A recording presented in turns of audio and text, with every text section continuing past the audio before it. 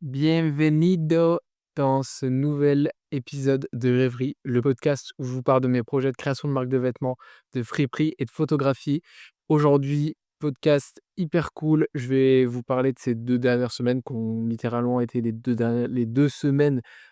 les plus chargées, depuis que je suis arrivé sur Lyon. Il y a notamment mon coporteur de projet de marque de vêtements qui est venu à Lyon, qui s'appelle Sender. Et on a bossé sur le développement de la marque, donc j'ai plein de choses à vous raconter là-dessus. Et aussi, c'était mon premier événement, physique pour la friperie Garçon Rêveur Vintage. Donc pareil, j'ai fait plein de rencontres, j'ai plein de choses à vous raconter. J'ai eu plein de galères sur ces 2 dernières semaines, donc cet épisode va être rempli d'anecdotes. C'est parti! Dans un premier temps, je vais commencer par vous parler du développement de la marque sur ces 2 dernières semaines. Il y a eu du coup la préparation avant que Sender arrive et puis la grosse semaine qu'on a eue quand Sender était à Lyon et qu'on a pu bosser sur la marque ensemble. On avait prévu plein de choses sur cette semaine parce qu'en fait, c'était la seule disponibilité qu'on avait tous les 2 où Sender pouvait venir à Lyon et qu'on pouvait shooter du contenu pour la marque. Sachant que, comme j'en avais parlé dans l'épisode 8, on a reçu, les 2 produits qu'on veut sortir pour, début juillet, donc au début de l'été. Ça arrive très, très bientôt et du coup, on a, dans un premier temps, organisé tout pour que lorsqu'il soit à Lyon, on puisse shooter un maximum de contenu et avoir un maximum de contenu pour, les produits, lors de la sortie de juillet. Alors, en quoi ça consiste ce contenu-là? Il faut qu'on présente la marque, normalement, si j'ai pas fait d'erreur, vous connaissez pas le nom de la marque de vêtements et j'ai envie que ça reste un secret jusqu'à la sortie qui est dans 10 jours. Donc dans 10 jours, à part si vous êtes un ami proche, vous connaissez pas le nom de la marque. Et hem et donc cette semaine à Lyon, on a bossé vachement sur la préparation des vidéos et de comment est-ce qu'on allait présenter la marque pour la sortie, comment est-ce qu'on allait se présenter, raconter notre histoire et cetera. Et donc ouais, avant que Sender arrive à Lyon, on a vraiment préparé le contenu qu'on allait filmer pour qu'une fois qu'il soit sur place, ce soit, le plus rapide et le plus facile à shooter. Parce que je le rappelle, moi, en fait, je bosse à quasi plein temps. Je suis en 30 heures, en tant que vendeur, dans un shop de Lyon et du coup, ça me laisse pas tant de temps que ça pour faire mes projets à côté à part, 2 jours dans la semaine parce que j'ai mon dimanche et un autre jour random, dans la semaine et en vrai, mine de rien, ça fait très peu pour avoir le temps de bosser sur des projets créatifs, comme, un développement de marque donc fallait vraiment qu'on ait en tête et que tout soit prêt, pour que lorsqu'il arrive sur Lyon, boum, ce soit du tout droit et qu'on shoote la vidéo. Donc on avait préparé tout ça. On avait réfléchi un peu aussi à, quels artistes on voulait mettre en avant pour ce lancement de marque parce que ça, je peux le dévoiler, c'est pas un souci. La marque de vêtements va tourner autour du contenu créatif et des artistes en général et du coup, pour, cette première collection, on a décidé de travailler avec 2 artistes différents dans 2 domaines différents, donc ça, vous aurez la surprise quand les produits sortiront et bah, c'est beau d'avoir des idées comme ça et des projets comme ça, mais du coup, faut organiser les shootings photos, bah, faut que les artistes soient OK avec ça et cetera, trouver des endroits pour shooter donc bah, c'est pas mal de taf. On avait préparé tout ça, sachant que bon, ce serait trop facile si les 2 artistes étaient à Lyon, mais c'est pas le cas. J'en ai un à Nantes, un à Paris. Donc ouais, ça fait beaucoup de choses à organiser. Donc on a bossé là-dessus ensemble et ensuite, bah, il est arrivé sur Lyon et là, première galère, temps de merde. Genre, il fait beau à Lyon depuis, quasiment 2 mois. Je veux dire, on a quelques jours de pluie et des trucs comme ça, mais globalement, il fait trop beau, il fait trop chaud et là, je sais pas ce qui se passe. On s'est tapé une semaine de pluie de l'enfer. Donc déjà, je commence à regarder la météo avant qu'il arrive et je me disais: «Putain, mais c'est pas possible, quoi». Le mec arrive le lundi et il repartait, bah, lundi d'après. Donc là, on est mercredi, il est parti il y a 2 jours, pour vous donner une idée et ouais, pendant 7 jours, c'était pluie tous les jours, à part le dimanche et du coup, on était en mode: «Putain, mais quand est-ce qu'on va avoir du temps de filmer le contenu, qu'on veut filmer?» sachant que c'était des vidéos de nous pour, se montrer et se présenter et cetera. Donc en soi, c'est pas non plus très, très important. On n'avait pas besoin d'avoir le meilleur temps possible et cetera, mais Bah, c'est juste dommage, quoi. On voulait vraiment, aussi montrer un peu la ville parce que parler un peu du contexte de la France et cetera et du coup, c'était important, tu vois, d'avoir des jolis plans donc le fait de voir le temps déjà, ça m'a un peu pas fait stresser parce que je suis pas quelqu'un qui stresse, mais juste je me suis dit: «Putain, bah, super, c'est une première galère déjà qui tombe sur, le chemin de cette première semaine». Hem, bref, au final, cette heure arrive donc j'oublie un peu la défaite du temps. Il faisait moche, vraiment, il a plu sur tous les premiers jours. Lundi, mardi, mercredi, je crois que c'était une catastrophe et on essaye de se concentrer pour trouver des moments pour shooter, sachant que moi, je finissais le taf à 19h donc lundi, mardi, mercredi, c'était pas faisable et j'avais mon jeudi de off. Donc le jeudi, on arrive à trouver un moment pour aller shooter toutes les vidéos qu'on avait besoin en extérieur, mais ça faisait, ouais, 10 de la vidéo qu'on avait prévue pour se présenter. Il restait beaucoup de choses à shooter dans l'appartement et vraiment beaucoup de trucs, c'est pas des vidéos très difficiles, mais quand tu es pas habitué à être devant une caméra, bah, c'est pas forcément quelque chose que tu vas faire en 10 secondes, donc ça prend plusieurs essais, du temps et cetera. Moi, comme je vous disais, il y a une dizaine de secondes, je rentrais du taf, souvent tu es crevé, tu es pas forcément dans le meilleur mood pour, bah, créer le contenu et être motivé pardon, à faire une vidéo. Donc ouais, en fait, on voit un peu, l'échéance des semaines qui arrivent et qui passent et enfin, je veux dire la semaine avançait et on n'a toujours pas la vidéo complète et de jour en jour, on se dit: «Putain, mais on va jamais réussir à finir de filmer tout le contenu». Sachant que du coup, pendant que moi j'allais au travail, Sender s'occupait de monter la vidéo et il lui manquait plein de plans, parce qu'on avait prévu tous les plans et il nous manquait pas mal de choses. Au final, on arrive tant bien que mal à filmer toute la vidéo. C'est-à-dire que j'ai un souvenir assez marquant, c'est que, heu, on devait prendre un apéro avec des potes qui venaient à l'appart. Il devait arriver à 20h et on n'arrivait pas à finir la vidéo et donc ils sont arrivés, ils nous ont vus filmer la vidéo, ils étaient dans le salon avec nous à nous regarder et nous on finissait de filmer nos plans, on était en mode, enfin moi j'étais à bout, j'en pouvais plus, j'arrivais plus à tourner le truc parce que j'étais trop fatigué. Mais enfin bref, c'est trop drôle, genre, je pense que c'est des moments marquants où on va un peu se souvenir de ces trucs-là, du montage et du fait de filmer, de se mettre, en scène un peu pour, ces premières vidéos de la marque et le lancement de la marque tout simplement. Et au final, on est assez content de cette semaine, enfin, quand on a fait un peu le récap, on s'est pris un dernier verre avant qu'ils partent, parce qu'ils partaient du coup lundi matin et dimanche soir, on s'est pris un dernier verre histoire de faire un peu une petite soirée récap de comment s'est passée la semaine et est-ce qu'on est content de comment on a avancé et en fait, on s'est rendu compte qu'on avait atteint tous les résultats qu'on s'était fixés, par rapport à cette semaine en termes de création de vidéos et d'avancement de la marque tout simplement. Mais ouais, hein, c'était vraiment stressant et beaucoup de pression alors que le projet est même pas encore sorti. Donc aussi ça nous a montré d'une certaine manière qu'on était tous les 2 trop déter dans ce projet parce que bah, ouais, c'est les premières galères, en fait et juste, traverser ces premières galères ensemble et réussir les objectifs que tu t'es fixés, même si c'est des trucs minimes et tout con, bah, ça fait trop plaisir et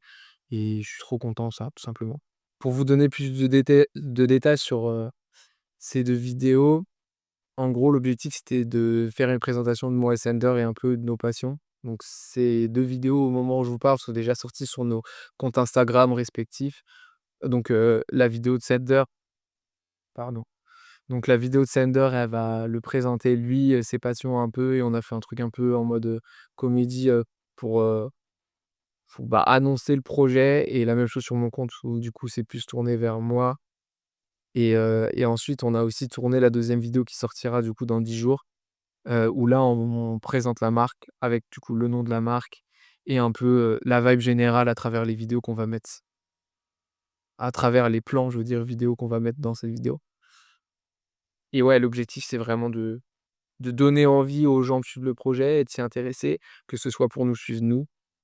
parce que forcément nos amis, ils vont nous suivre nous dans un premier temps, bah, parce qu'ils nous connaissent et qu'ils ont envie de soutenir le projet, mais aussi qu'ils aient envie de soutenir la marque et se dire: «OK, il y a vraiment un truc là-dedans» et ils ont vraiment, une direction artistique en tête et envie de développer quelque chose d'assez concret et cetera. Bah, déjà, si ça vous intéresse, n'hésitez pas à aller voir les vidéos qui sont déjà sorties, ça vous donnera un peu une idée de ce qu'on veut faire et surtout, le big reveal comme on l'a appelé sortira dans 8 jours maintenant, donc c'est très bientôt. Alors je vous invite à me suivre sur Instagram à Garçon Rêveur ou alors, le Instagram du coup de Sender que je vous mets en description bien sûr. Sur cette même semaine, on en a aussi profité pour payer les produits qui arriveront du coup fin juin. Ça va nous laisser à peu près 2 semaines du coup pour préparer un peu tous les produits, vérifier qu'il y a pas de soucis, mais aussi, shooter un maximum avec, des modèles, donc ça va plutôt être des prochaines dans un premier temps, parce qu'on n'a pas un budget énorme pour, ce lancement de marque et tout ça en fait ça me montre tout simplement que le projet se concrétise. Encore une fois, c'est des étapes, et des avancements et avec Sander on se disait bien tous les 2: «Putain, OK, genre là, il y a vraiment des choses qui se passent et ça devient plus sérieux» parce que, bah, le projet, on tu beau le développer depuis 6 mois, c'est que du off et là, quand tu commences vraiment à être en public, poster des vidéos en public et bah, c'est pas la même. Maintenant pour la suite de ce projet de marque de vêtements, les prochaines étapes, ça va être, de shooter le contenu avec les 2 artistes. Parce qu'une fois qu'on aura révélé la marque de vêtements, ce qu'on veut, c'est le plus rapidement possible avoir du contenu à mettre en avant et tant qu'on n'a pas shooté, bah, les premiers photoshoots avec les artistes, on postera pas du tout de contenu autour de la marque et je veux pas que les gens s'abonnent et suivent le projet et qu'en fait ils se disent: «OK, bah» enfin, ils t'oublient très vite, tu vois? Il y a rien de posté, il se passe rien, bon, bah, voilà, ça sort de leur tête. C'est pas l'objectif. Donc ouais, c'est un éternel recommencement, en fait. Tu finis, tes objectifs de la semaine et tu en as des nouveaux et en fait, ça avance tout le temps comme ça et ça va de plus en plus haut et tu as de plus en plus de choses à faire. Mais je sais qu'aussi c'est une période un peu de transition dans le sens où après il y aura un rythme qui se mettra en place, qui sera peut-être plus calme, mais aussi plus quotidien. Alors que là, maintenant, c'est nouveau pour nous. Et en plus, tout se passe en maintenant, donc ça fait vraiment beaucoup de choses à gérer. Maintenant, parlons du deuxième événement marquant de ces 2 dernières semaines, le premier événement de ma friperie Garçon Rêveur Vintage. Je vais commencer par parler de ce que j'ai mis en place en termes de communication. J'ai envie de rendre mon Instagram un peu plus joli parce que je sais que les photos que j'ai postées, pour le moment, c'est plutôt des choses temporaires parce que j'avais besoin de poster, il fallait que je le fasse. Et pas parce que j'avais envie de poster et envie de créer une véritable direction artistique derrière. C'était plus histoire de, bah, d'être présent sur les réseaux sociaux et de dire: «Eh, mon projet il est sorti, et voilà et suivez si ça vous intéresse et abonnez-vous au Vinted» et voilà. Mais rien de plus que ça en démarche artistique derrière et du coup, dans un premier temps, ce que j'ai fait sur ces 2 dernières semaines, c'est que j'ai organisé un premier shooting avec ma coloc où on a shooté, des vêtements du coup de ma friperie. De manière un peu plus stylée, on a essayé de faire, les choses assez bien avec, plusieurs fonds. On a utilisé notamment, enfin, en fait, j'ai un grand salon à l'appartement et on s'est servi de ça, on a des grandes fenêtres avec plein de lumière donc ça permettait de bien montrer les vêtements et aussi, bah, il y a plein de déco, en fait. On a des vinyles, des livres, des choses comme ça, des beaux canapes donc on a fait, ouais, un très bon shooting, un truc dont je suis assez fier. Et ça me faisait du contenu de qualité et pour une fois, bah, j'étais content de poster ces choses-là sur le Instagram et de me dire: «OK, c'est bon là, tu es en train de créer un truc esthétique, c'est cool». Genre, tu es fier de ce qui est en train de se passer sur le Insta et maintenant je vais continuer de développer ça, essayer de faire, plus de shooting, d'en faire un à 2 par mois pour la friperie, pour que vraiment le contenu que je poste, il soit de qualité et il soit stylé et il donne envie d'acheter les produits ou de s'intéresser juste au projet et que ce soit pas une friperie comme une autre, mais qu'il y ait vraiment, ma patte et quand je dis ma patte, je pense vachement à plutôt, enfin, OK, il y a mes choix de vêtements, mais il y a aussi, l'aspect, vraiment photographie parce que vu que je fais de la photo à côté, forcément, ça influence, le style de photo que je vais prendre, même si, là, c'est de la friperie et que c'est pas, des shootings photos avec, des modèles que je vais faire plutôt, ce que je vais faire plutôt, à côté du coup. Donc c'est pas la même chose, mais ma patte de photographe, j'ai l'impression quand même qu'elle reste la même et qu'elle s'éclaircit aussi de plus en plus, que peu importe le projet sur lequel je travaille. Voilà, en dehors de la com, le gros truc qui s'est passé, c'est surtout mon premier événement au Boomerang. Donc le Boomerang, c'est un bar de Lyon qui organise des événements, mais toutes les semaines et c'est un truc de fou furieux. C'est une jeune qui a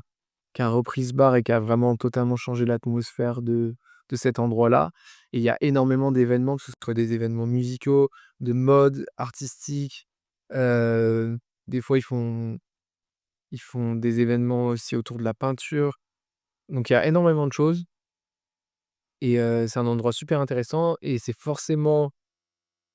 un endroit qui était intéressant aussi pour moi par rapport à ma friperie parce que, bah, je savais qu'ils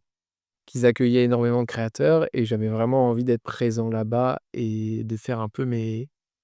de prendre mes marques en tant qu'entrepreneur, en fait, tout simplement là-bas parce que, bah, c'est un endroit assez réputé de Lyon aussi pour ça. Au final, un peu à l'arrache, je trouve une date, sachant que de base, j'avais pas du tout prévu d'aller là-bas. J'avais prévu d'aller à Villeurbanne, faire, une sorte de vide-grenier, un peu, braderie et cetera. Mais du coup, le fait que j'ai vu qu'il y avait cet événement à Boomerang, j'ai un peu changé mon organisation. Je me suis dit: «OK, le Boomerang, c'est mieux, tu vas là-bas». Hem, les emplacements, c'était 25 € par jour pour vous donner une idée et l'événement, il prenait place du samedi au lundi. Et l'événement était axé vraiment autour des créateurs, de la région lyonnaise, même s'il y avait pas que ça, mais 90 c'était des créateurs lyonnais. Tu pouvais venir, pour vendre tes produits. Donc il y avait des produits de toutes sortes, il y avait du vinyle, il y avait du dessin, de la peinture et un peu de vêtements aussi forcément et d'autres choses aussi. J'ai souvenir qu'il y avait des bougies, enfin, c'était super intéressant aussi en termes de diversité de créateurs qu'il y avait sur place et tu fais plein de rencontres. Aussi, on va pas se mentir, c'est beaucoup de jeunes qui ont entre, 20 et 40 ans, je dirais et du coup, ça te permet de rencontrer un maximum de personnes donc déjà, dans un premier temps, c'est trop intéressant par rapport à ça. En parlant de rencontres, moi, notamment, j'ai rencontré une meuf qui faisait aussi de la friperie, enfin du vêtement vintage, mais elle, c'était vraiment axé féminin et on a pas mal discuté là-dessus parce que moi, je suis trop nul pour choisir des vêtements pour femmes, même si je trouve ça assez limitant de penser ça comme ça, mais je pense que, contrairement aux vêtements pour hommes qui peuvent être portés par des femmes, il y a beaucoup moins de vêtements pour femmes qui peuvent être portés par des hommes. Juste en termes de corpulence et cetera et de coupe, c'est beaucoup plus dur de trouver, chaussures à son pied, on va dire. Et là, le fait d'avoir une créatrice qui faisait que de la «femme» entre gros guillemets et bah, c'était trop cool pour moi. J'ai regardé vraiment ce qu'elle faisait et j'aimais bien sa sélection et sa vibe en général, enfin la meuf était super sympa et ce qu'elle vendait, c'était très cool et ça m'a permis de discuter avec elle et je me suis dit: «Mais en fait, ça fait longtemps que je pense à ça déjà. J'aimerais bien avoir quelqu'un qui s'occupe plus du côté femme et moi, je peux me centrer plus sur, le côté, mode pour hommes, ou en tout cas unisexe et faire, des événements communs». Donc je lui ai un peu parlé de cette idée et ça l'a tenté bien. Donc je me suis dit: «OK, ça part» et ne pas sans pour parler, c'est pas du tout sûr encore, mais on va discuter un peu de ça et pourquoi pas essayer d'organiser des événements ensemble. Ce qui permettrait du coup, pour les clients qui viennent et bah, d'avoir un peu de tout en fait, tout simplement et d'avoir cette, patte féminine que moi j'ai pas parce que je suis pas bon là-dedans et j'arrive beaucoup moins à choisir des vêtements pour femmes parce que j'ai pas trop la vision. Alors que pour les hommes, je sais ce qui va marcher et c'est beaucoup plus facile pour moi parce que j'ai une plus grande connaissance de la mode homme et de comment ça marche et cetera. Même aussi en termes de prix, c'est pas du tout la même chose. Hem, parce que vu que en général, bien sûr, les femmes, elles ont tendance à acheter plus de vêtements et ben, en termes de budget, ça fonctionne pas pareil et va y avoir beaucoup de, par exemple, de petits tops ou de choses comme ça qui vont être vendus à des prix plus petits. Alors que chez les hommes et bah, tu peux te permettre d'avoir des prix un peu plus élevés et ça va être moins négocié. Ça, c'est juste un constat que j'ai fait, sur le Vinted parce que quand tu vends en ligne, tu te rends très vite compte en fonction de ce que tu vends, qui t'achète et comment, fonctionne du coup la vente, en fait. Parce que si tu vends Des t-shirts à 5 €, tu as pas du tout le même genre de client que si tu vends, des vestes, Balenciaga à 150 bahts et vu que moi j'ai des produits qui sont en semi-luxe et d'autres produits qui sont très accessibles en termes de prix, genre je vends des chemises à 5-10 € et ben je vois un peu les différents types de clients et je me suis rendu compte tout simplement de ça et aussi même en termes féminin et masculin, c'est pas la même manière de consommer. Bref, tout ça pour dire qu'avec cette meuf, on va sûrement faire un event ensemble et là juste, là, on a prévu de se revoir pour rediscuter de tout ça. Mais ça, encore une fois, ça a été rendu possible parce que dans un premier temps, je me suis rendu sur place à cet événement, au Boomerang et ça m'a permis de rencontrer cette personne sans qui, bah, j'aurais peut-être jamais pu avoir, une potentielle collaboration et enfin, rien que pour ça, c'est trop cool, tu vois? Tu fais des rencontres, puis même les clients qui viennent, des fois, tu en as qui sont trop cool, tu parles avec eux, enfin, il y a un bout qui est venu, on a parlé pendant 20 minutes, c'est hyper intéressant, pour, l'échange humain et ça te met un coup de pied au derrière de motivation parce que tu te dis: «OK, tout ce que je fais sur cette friperie, je le fais pas pour rien, ça compte et hem et ça a du sens» et du coup, quand tu rentres chez toi le lendemain et qu'il faut que tu travailles sur ton ordi pendant 1 heure et demie pour préparer le prochain événement ou alors, bosser sur ta com, tu te dis: «Bon, peut-être que ça me fait chier» parce que faut pas se mentir, c'est pas tous les jours, intéressant. Mais je sais pourquoi je le fais, en fait. Je le fais pour ces gens qui viennent et avec qui je vais pouvoir échanger, qui vont me faire passer un bon moment et cet aspect humain, en fait, il t'amène à travailler plus et à plus te motiver, ça, c'est trop cool. Autre rencontre marquante, j'ai pu discuter un petit peu avec la responsable de la Boomerang parce qu'elle est venue faire un tour des exposants de son événement et en fait, il se trouvait que, elle a trouvé un jorts de la marque Evisu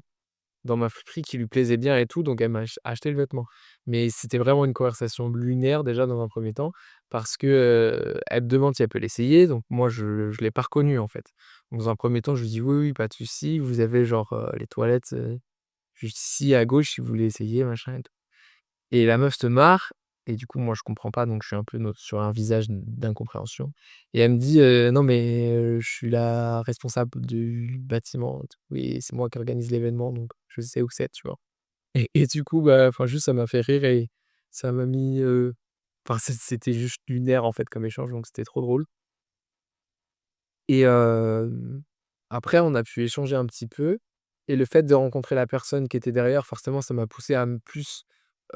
m'intéresser au bar, à tous les événements qu'ils mettaient en place et là récemment j'ai vu qu'ils ont posté une annonce pour dire qu'ils cherchaient potentiellement des exposants pour louer, une pièce de ce bâtiment. Parce qu'en fait le bar il est sur 3 étages et au troisième étage, ils ont une pièce, qui, est en location et qui pourrait m potentiellement permettre de mettre,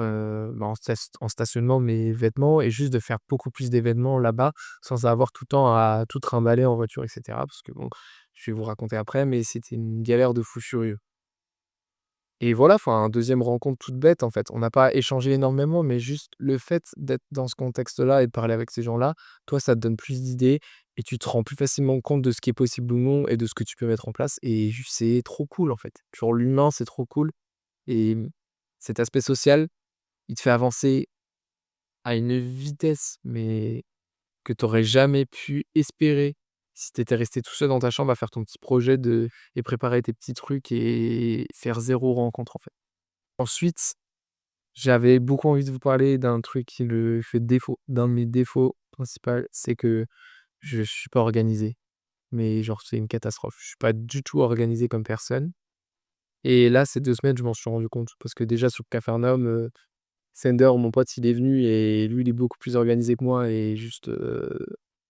bah, je l'ai ressenti sur certains points et mais aussi là sur, la friperie, genre j'ai tout fait au dernier moment et c'est beaucoup de stress, beaucoup de fatigue que j'aurais pu m'éviter si juste, bah, je m'étais mieux organisé et j'avais mieux préparé mon événement. Exemple tout con, ma voiture, elle était chez un pote à moi qui habite à l'autre bout de Lyon. Il y a genre 45 minutes en Vélib, parce que moi je me déplace qu'à Vélib et j'étais pas allé l'acheter alors que j'aurais pu trouver un temps, ouais, 1 semaine avant pour aller la chercher, la ramener tranquillement, au pied de mon appart et voilà, pas de galère. Au final, je me retrouve le matin même de l'événement, c'est-à-dire que j'avais l'événement qui commençait à 14h et fallait tout monter, au Boomerang dans le centre de Lyon à midi. Le matin même, j'avais pas ma voiture, donc ça veut dire que je pouvais pas déplacer tous mes vêtements de mon appartement au, Boomerang, sans avoir ma voiture, donc j'ai dû aller la chercher. Donc le matin, je me suis levé à 9h, j'ai fait l'aller-retour, je suis revenu, il devait être quasiment 11h et juste j'étais dans un stress pas possible parce que tu es sur une organisation de dernière minute et en fait, tu sais que tu vas oublier des trucs et tu es stressé et il y a plein de choses à faire et plein de choses à préparer. C'est le dernier moment et tu ramènes la voiture, il faut que je pense à ça, nin nin nin nin et j'ai pas mangé. Enfin, c'est des détails tout con, mais juste ça m'a permis de me rendre compte, mais putain, faut vraiment que tu fasses quelque chose là-dessus parce que ton organisation, c'est une catastrophe et en fait, ça même si tu penses que tu peux toujours t'en sortir et c'est le cas, genre moi je trouve des solutions, il y a pas de souci, hein. Je sais que je suis comme ça et j'abandonne pas, je suis pas un mec, ultra stressé, je vais trouver un moyen de m'en sortir dans tous les cas. Mais juste, je pourrais aller tellement plus loin et faire les choses tellement mieux si je m'organisais un peu plus, que c'est dommage d'être comme ça, on va dire. Donc c'est un truc que je travaille, on va dire et sur le même thème, la veille de l'événement, j'étais tellement pas prêt pour cet événement parce que en même temps, j'avais énormément de trucs à gérer pour la marque de vêtements et à gérer avec Sender que du coup, j'ai les 2 3 derniers jours, avant le week-end, j'ai pas forcément eu le temps de me pencher sur, cet événement, même si c'était prévu depuis 2 semaines. Que la veille, je me dis: «Putain, mais attends, mon événement, il est demain là, mais j'ai pas mis des prix, donc j'ai pas étiqueté en gros mes produits, j'ai pas préparé mes cartons avec tous les vêtements que je veux emmener, hem, mes portants, je les ai pas testés et tout». Enfin, j'ai reçu 3 portants, j'en avais testé un sur 3, donc ça se fait, je sais pas, il y en a un où il manque une roue ou une connerie du genre, tu vois? Ou, j'arrive pas à monter pour, X raison. Et tu te retrouves à 1h du matin en train de mettre des étiquettes de prix et tu crevé et tu as juste envie de mourir parce que c'est pas agréable de faire ça comme ça. Et ouais, genre, ouais, je pense que ce 1er événement, ça aura aussi été une bonne leçon sur: «Mec, putain, genre organise-toi», tu vois? Tu as plus 16 ans et on n'est plus, dimanche soir et il faut que tu prépares ton examen de lundi matin. Genre mec, fais les choses un peu mieux parce que c'est un truc qui tient à cœur donc tu plus l'excuse de: «Ouais, je m'en fous de l'école,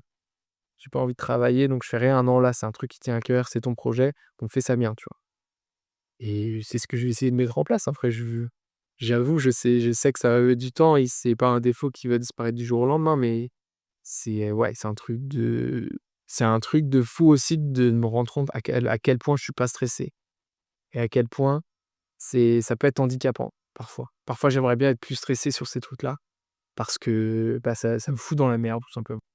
Pour finir un peu ce mois, j'en avais parlé dans le dernier podcast, je m'étais fixé un objectif de thunes à faire pour, cette fin du mois de mai, ce début du mois de juin. Là, on arrive dans la dernière semaine, donc comme je vous disais, on est mercredi, on est le 11 juin et mon mois se finit du coup, en termes d'objectifs mensuels le 18 juin et j'avais un objectif de 400 € sur ces 4 semaines et là, je suis à 277. Donc il me reste un petit peu plus de 120 € à faire pour atteindre mon objectif. Il reste 123 € exactement. C'est atteignable.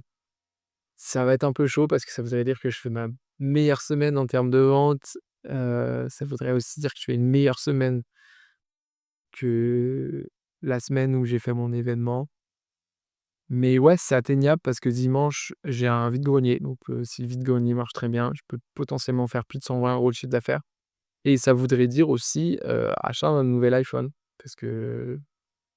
c'était la promesse un peu, la carotte que je m'étais fixée. Donc, globalement, je suis dans les clous de cet objectif. J'ai réalisé 2 semaines sur 3 parce qu'en fait, j'ai fait une semaine à 120 €, une autre semaine à 110 et le problème, c'est qu'il y a une semaine où j'ai fait genre 50 € de chiffre d'affaires et du coup, ça m'a mis un peu dans la sauce parce que j'étais grave en retard comparé aux autres semaines. Mais ça avance et puis je me dis que c'est le 1er mois où je me fixe un objectif. On va voir si j'y arrive, mais pas trop de pression, tu vois? C'était juste histoire d'avoir quelque chose à atteindre et je pense qu'à la fin de cette semaine, soit je l'aurai atteint, soit j'en serai très proche. Donc dans tous les cas, je serai fier de moi par rapport à ça. Je trouve que ça devient de plus en plus concret, tous ces projets-là. Il se passe de plus en plus de choses et là, dans les 2 prochaines semaines, ça va être, encore un peu la course parce que le mois de juin, il y a plein de choses à penser. Là, ça va être plus autour de la marque de vêtements. Je suis très content de tout ça, ça avance bien. J'essaye de me forcer à garder un peu de temps pour moi aussi et à faire des choses un peu, avec mes proches, avec mes amis, mais aussi juste, faire un peu de sport, me faire kiffer parce que ouais, je veux pas de tornade infernale, le travail, mais c'est trop cool, ça me fait kiffer donc on va continuer comme ça et puis je vous dis rendez-vous dans 2 semaines pour, de nouvelles aventures. Peace.